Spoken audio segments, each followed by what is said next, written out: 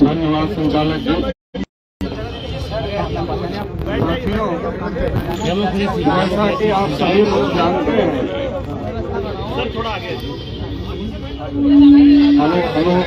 Hello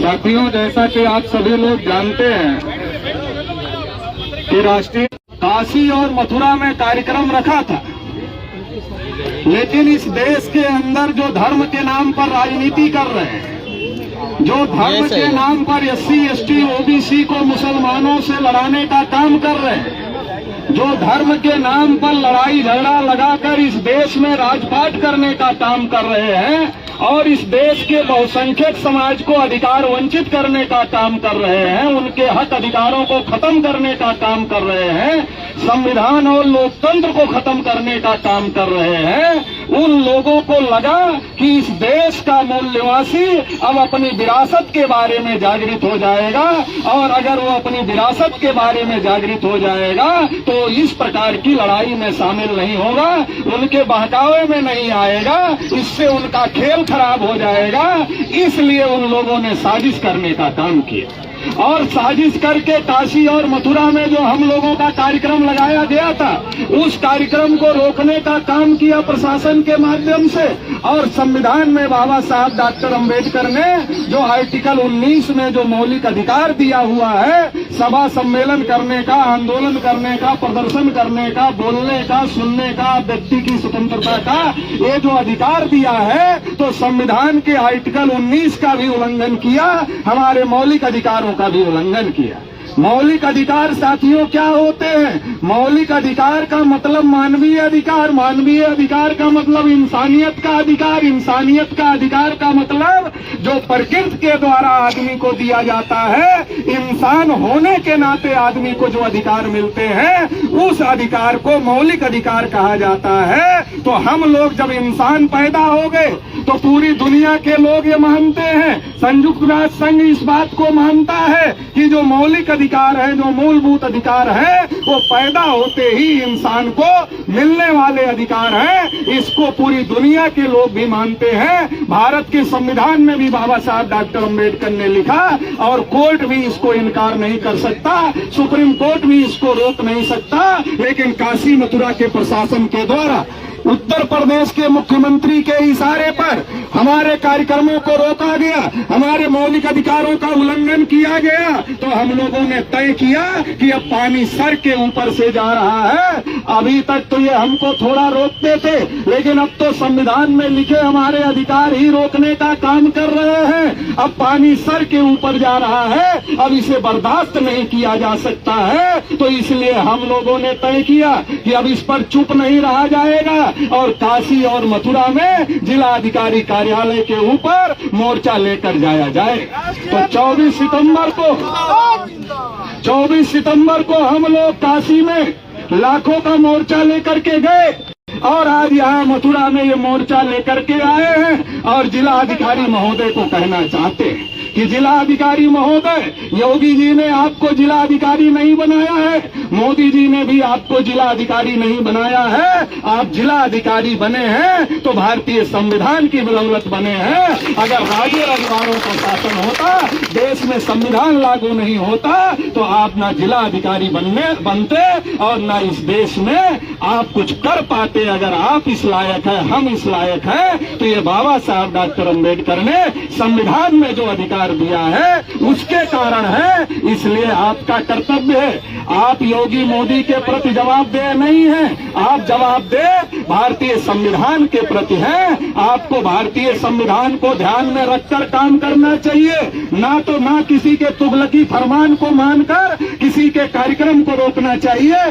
किसी के संवैधानिक अधिकारों को रोकना चाहिए।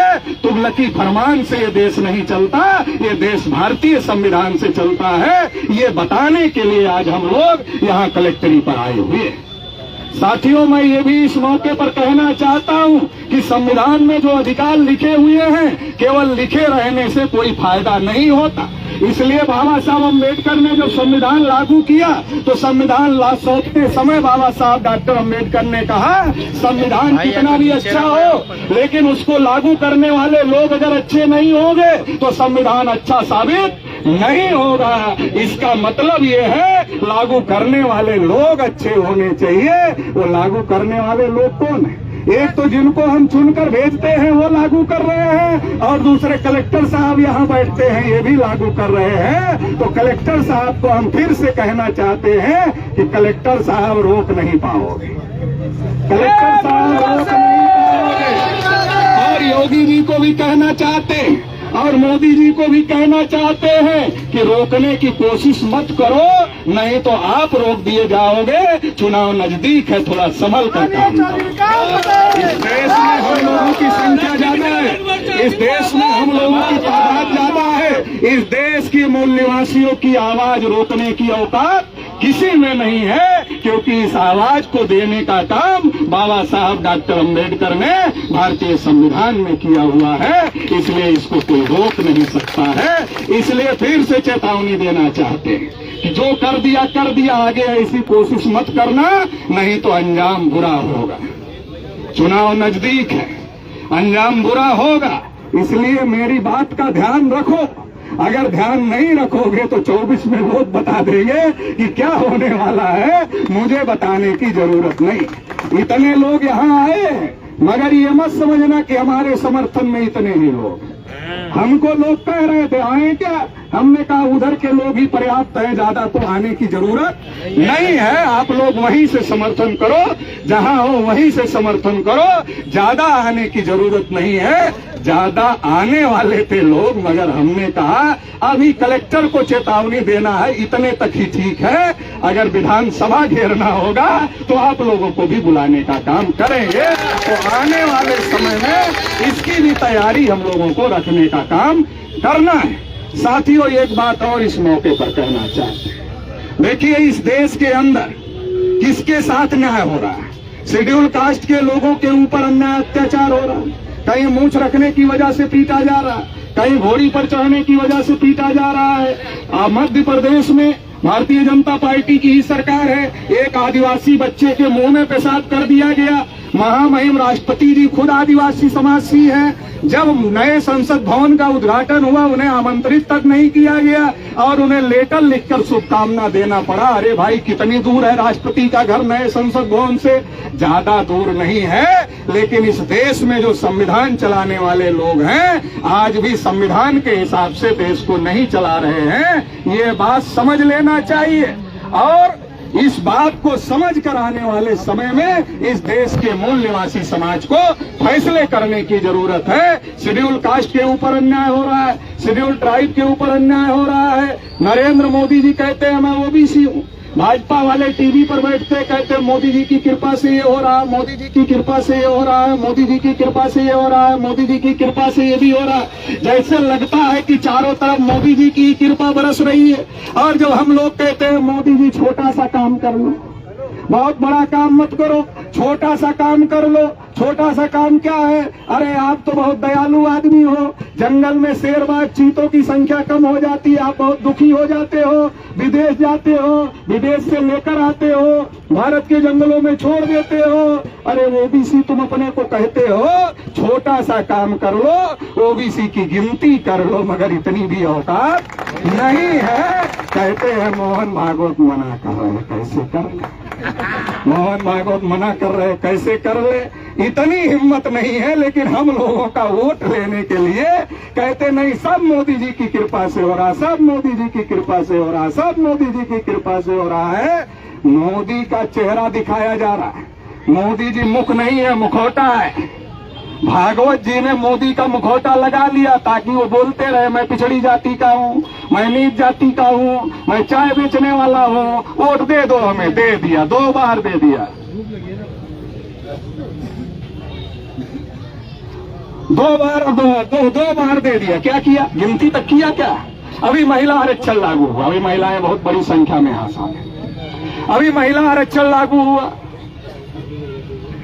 अरे सबको एक समान, अरे हजारों साल में इस देश में वर्ण व्यवस्था थी, जाति व्यवस्था थी, छुआछूत था, भेदभाव था, ऊंच नीच था, तो सबकी स्थिति अलग अलग है। इसलिए संविधान निर्माताओं ने कहा कि भाई सबको अलग अलग कैटेगरी बनाओ और सबके साथ न्याय मिलना चाहिए, सबको सबका हिस्सा मिलना चाहिए। तो महिला आरक्षण में सब इकट्ठे सबको फायदा हो जाएगा। अगड़ों की महिलाओं और पिछड़ों की महिलाएं एक बराबर है क्या? बताओ भाई, है क्या? नहीं है। अगड़ों की महिलाएं पिछड़े की महिलाएं एक बराबर नहीं है। ये मोदी जी को नहीं दिखता है, ये हमको आपको दिख रहा है, मोदी जी को नहीं दिखता है। अगर ये मोदी जी को दिखता है और मोदी जी की चलती होती तो मोदी जी अन्याय कैसे करते? अगर ये अन्याय हो रहा, पिछड़े वर्ग की महिलाओं को अलग से हिस्सा नहीं दिया जा रहा कि अन्याय। दूसरा, शेड्यूल कास्ट शेड्यूल ट्राइब के ऊपर इतना अन्याय अत्याचार हो रहा। इनके 131 मेंबर पार्लियामेंट जाते हैं चुनकर, वो मुंह ही नहीं खोलते, वो कहते हैं अरे हमारे राष्ट्रीय अध्यक्ष पार्टी के नाराज हो जाएंगे, अन्याय तो बहुत हो रहा है, कैसे बोले, ये नाराज हो जाएंगे। तो यही तो बाबा साहब कहते थे गांधी जी को, जब गांधी जी ने पुनः पैठ किया तो बाबा साहब यही कहते थे कि अरे ये लड़ाकू लोग जाएंगे सेपरेट इलेक्टेड से, और जो आप कह रहे हो ज्वाइंट इलेक्टेड करने का, इससे लड़ाकू लोग नहीं जाएंगे, ये मुंह बधे कुत्ते जाएंगे जो मालिक की मर्जी के बगैर मुंह भी नहीं खोल सकते। बाबा साहब अम्बेडकर ने लिखा अगर इनको जमहाई ना आए तो ये मालिक की मर्जी के बगैर मुंह नहीं खोलते हैं। तो अगर शेड्यूल कास्ट शेड्यूल ट्राइब के रिजर्वेशन से उनको फायदा नहीं हो रहा है तो महिलाओं को ज्वाइंट इलेक्टेड से महिलाओं को कैसे फायदा होगा? इसका मतलब महिलाओं को फायदा नहीं होगा। ब्राह्मणवादियों की ताकत मजबूत करने का मामला 33% महिला आरक्षण को आगे करके किया जा रहा है। इसलिए महिला आरक्षण में भी सेपरेट इलेक्टेड लागू होना चाहिए और SC/ST के आरक्षण में भी सेपरेट इलेक्टेड लागू होना चाहिए। अगर सेपरेट इलेक्टेड होता हमें कलेक्टर के यहाँ नहीं आना पड़ता। विधानसभा और लोकसभा जो हमारे विधायक सांसद जाते हैं जीतकर, वो बंद कर दिए होते, हमें यहाँ नहीं आना पड़ता। लेकिन ये ज्वाइंट इलेक्टेड की वजह से वो मुंह बधे हो गए हैं, तो अब हमें बोलना पड़ रहा है सड़कों पर उतर। लोहिया जी कहा करते थे कि जब संसद आवारा हो जाती है तो सड़कें सूनी नहीं रहती है। संसद आवारा हो गई है, इसलिए सड़कों पर उतरना पड़ रहा है, सड़कों पर उतरकर बोलना पड़ रहा है। तो शेड्यूल कास्ट शेड्यूल ट्राइब को भी सेपरेट इलेक्टेड लागू होना चाहिए और OBC को पॉलिटिकल आरक्षण दिया ही नहीं, SC/ST को मजबूरी में दे दिया, OBC को राजनीतिक आरक्षण दिया ही नहीं। अरे भाई OBC को राजनीतिक आरक्षण क्यों नहीं मिलेगा? अब OBC इसके लिए भी लड़ाई लड़ेगा कि हमें भी राजनीतिक आरक्षण जितनी हमारी संख्या है उतना मिलना चाहिए और सेपरेट इलेक्टेड के साथ मिलना चाहिए, ताकि टूल स्टूल एजेंट ना जाए, लड़ने भिड़ने वाले लोग जाएं। तो इस प्रकार से हम लोगों को इस लड़ाई को आगे बढ़ाने की जरूरत है। आखिरी बात कहना चाहता हूं, मैं मथुरा के म्यूजियम में गया और मथुरा के म्यूजियम में जब गया, मथुरा म्यूजियम को देखा तो मथुरा के म्यूजियम में तथागत बुद्ध, सम्राट अशोक के बहुत सारे अवशेष और ये बड़ा दावा आ रहा, उनका तो कुछ आप लोग भी देखोगे कुछ नहीं दिखा, और जितना उन्हें मानने के लिए नहीं तैयार हो, जिनका है नहीं उनका हम था साबित करने के लिए तैयार हो, मेरा कोई विरोध नहीं है। हो दो जहां उनके लिए उनका भी निकाल लो, लेकिन जहां हमारा मिला है वहां हमारा देखो। बुद्धिस्टों के अवशेष है, बौद्ध राजाओं के अवशेष है, बुद्ध प्रसिद्ध के बनाए हुए अवशेष है, उसको सौंपने का काम करो। मगर ये उस पर कब्जा करना चाहते हैं तो राष्ट्रीय पिछड़ा वर्ग मोर्चा की तरफ से ऐलान कर रहा हूं, किसी भी स्थिति में किसी भी परिस्थिति में कब्जा नहीं करने जाएगा और इसके खिलाफ देश भर में जन आंदोलन चलाया जाए।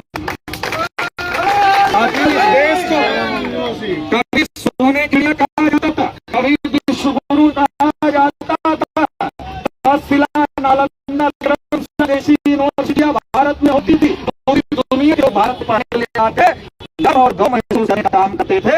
आज जब 100 यूनिवर्सिटी की लिस्ट बनती है, 200 यूनिवर्सिटियों की लिस्ट बनती है, 300 यूनिवर्सिटियों की लिस्ट बनती है, चलता भारत का कोई ही नहीं। तो जब पूछो कि क्या है, कहते तो मुझे विश्व गुरु हो गए, अब नहीं क्या जरूरत, अब सब भाजपा वाला है।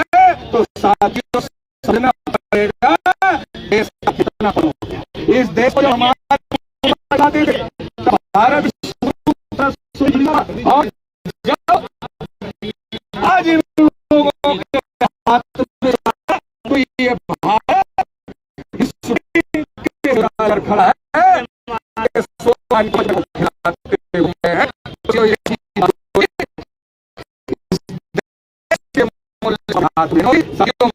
हम लोग